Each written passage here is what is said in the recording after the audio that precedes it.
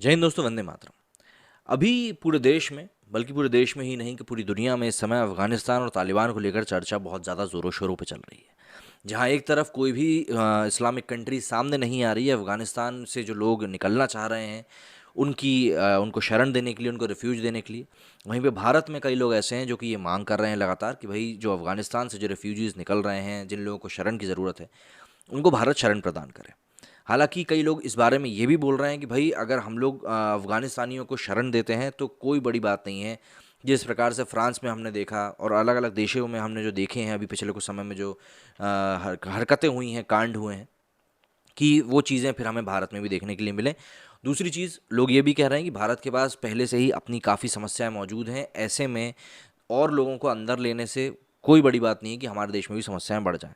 हर तरफ public domain में अभी यही चर्चा चल रही है और तालिबान ने जिस तरीके से कहा था कि नहीं, हम महिलाओं को पूरी इज़्ज़त देंगे, मतलब हर तरीके से उनको राइट्स दिए जाएँगे, सब चीज़ें। वहीं दूसरी तरफ अफ़गानिस्तान से ऐसी भी खबरें अब सामने आ रही हैं कि भई शरिया लॉ जो है वहाँ पर ऑब्वियस सी बात है वही लागू करना था, तालिबान का सबसे बड़ा मोटिव वही है। एंड अपार्ट फ्रॉम दैट, खबरें आ रही हैं कि महिलाओं को बोल दिया गया है कि भैया अब दफ्तर जाने की कोई ज़रूरत नहीं है, हिजाब जो है वो कंपलसरी कर दिया गया। इस तरह की बातें हो रही हैं। हालांकि छुटपुट विरोध प्रदर्शन भी अफगानिस्तान में देखने को मिल रहे हैं, लेकिन अफगानिस्तान में तालिबान ने उनको उसी तरीके से टैकल भी किया जिस तरीके से तालिबानी लोग इन चीज़ों को टैकल करने के लिए जाने जाते हैं। तो इस समय ऑल इन ऑल अफगानिस्तान की स्थिति कुछ ऐसी हो चुकी है कि मतलब आप प्रिडिक्ट नहीं कर सकते हो कि अगले पल पाकिस्तान सॉरी अफगानिस्तान में क्या होने वाला है। पाकिस्तान का यहाँ पर जिक्र करना इसलिए ज़रूरी है क्योंकि आप देखेंगे कि पाकिस्तान जो है वो काफ़ी ज़्यादा सपोर्ट कर रहा है इस मूव को कि भाई तालिबान ने जो किया है सही किया है। भारत में भी कई लोग ऐसे मौजूद हैं जो कह रहे हैं कि भाई दरअसल तालिबानी जो थे वो तो अपने लिए आज़ादी की लड़ाई लड़ रहे थे, तो वो तो वहाँ के वॉर हीरोज़ हैं। इस तरह की बातें भी भारत से कई लोग कर रहे हैं।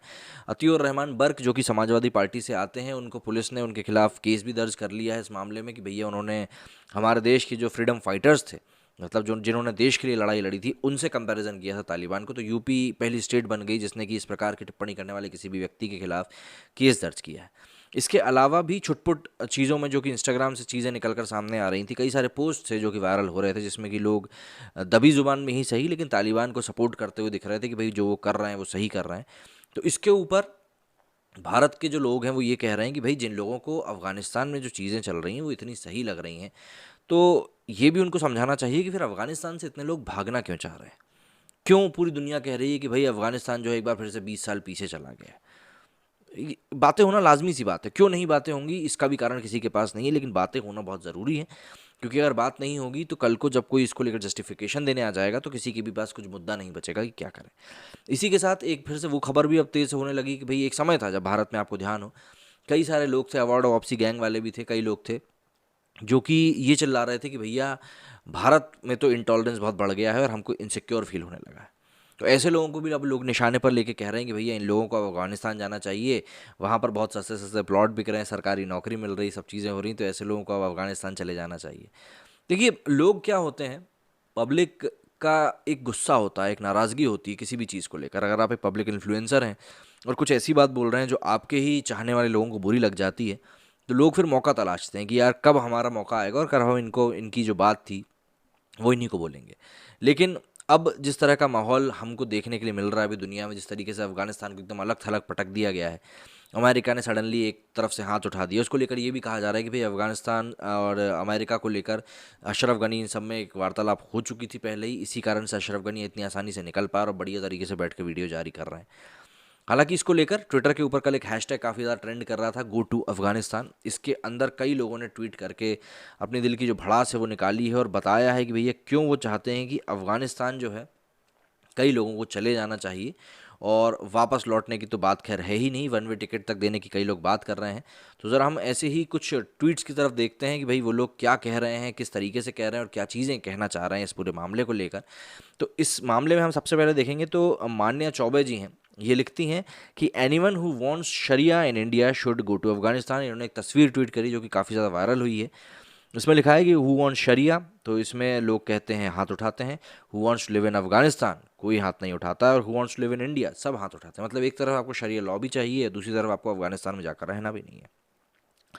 मोरल विक्ट्री लिखते हैं, शरिया लॉ है, हैंडसम तालिबान है, and they are looking for people like you. यहाँ पे अरफा खानून शेरवानी के ट्वीट को लेकर उन्होंने लिखा है कि go to Afghanistan is new, go to Pakistan भक्तों, what is this new obsession. यहाँ पर ऑब्सेशन वाली कोई बात नहीं है, दरअसल जो लोग कह रहे हैं शरिया शरिया अच्छा होना चाहिए, उसको लेकर बात की जा रही है। श्रीनिवास राठौर लिखते हैं, Saurabh Bhaskar should pack her bags and move to Afghanistan for some days. दरअसल इन्होंने तालिबान की तुलना हिंदुत्व टेरर का नाम लेते हुए करी थी।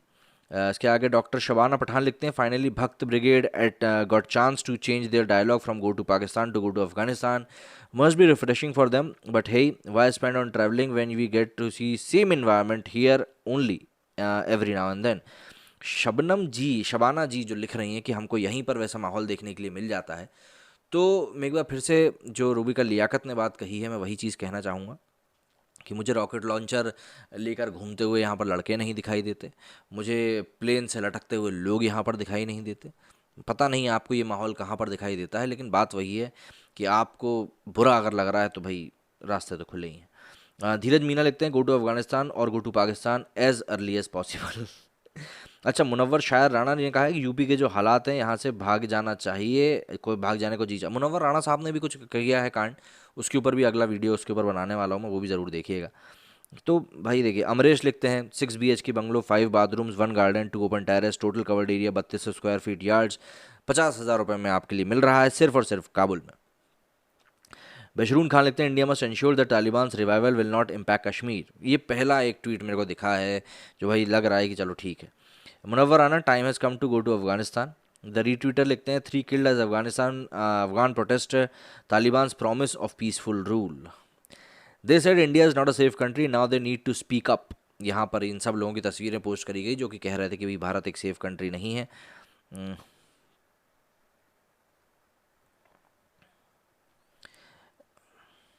कार्तिक लिखते हैं, world will praise Taliban all day for the holding press conference, benefits of burqa, their ethics for apologizing after killing an Indian journalist, but somehow they will take an offence if you ask them go to Afghanistan, refuse to take refuge in India.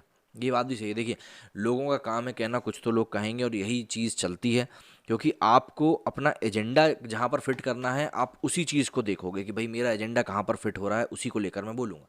जैसे कि भारत में अभी अगर आप देखें तो लोग अक्सर अधिकतर लोग अफ़गानिस्तान को लेकर बात कर रहे हैं, लेकिन आलोचना किस चीज़ की हो रही है कि भाई नरेंद्र मोदी ने प्रेस कॉन्फ्रेंस नहीं करी, तालिबान देखो प्रेस कॉन्फ्रेंस कर रहा है, नरेंद्र मोदी को देखो खिलाड़ियों के साथ बढ़िया पार्टी शार्टी कर रहे हैं, यहाँ पर अफ़गानिस्तान का हाल देखो। मतलब आप कुछ भी करो, आप कुछ भी करोगे उनको कोई भी चीज़ सही नहीं लगेगी। आप चाहे ऐसे कर लो चाहे वैसे कर लो, आप इनको कभी सेटिस्फाई कर ही नहीं पाओगे। सबसे बड़ी जो मुझे एक बात लगती है वो यही लगती है कि आप कुछ भी कर लो, आप इन्हें सेटिस्फाई नहीं कर सकते। कहीं ना कहीं किसी ना किसी तरीके से कोई ना कोई बात ऐसी निकाल लेंगे कि ये एक मुद्दा बना पाए उस चीज़ का। हालांकि इस समय भारत में माहौल जो है वो अफ़गानिस्तान को लेकर फिर भी बहुत ज़्यादा सिंपैथेटिक है।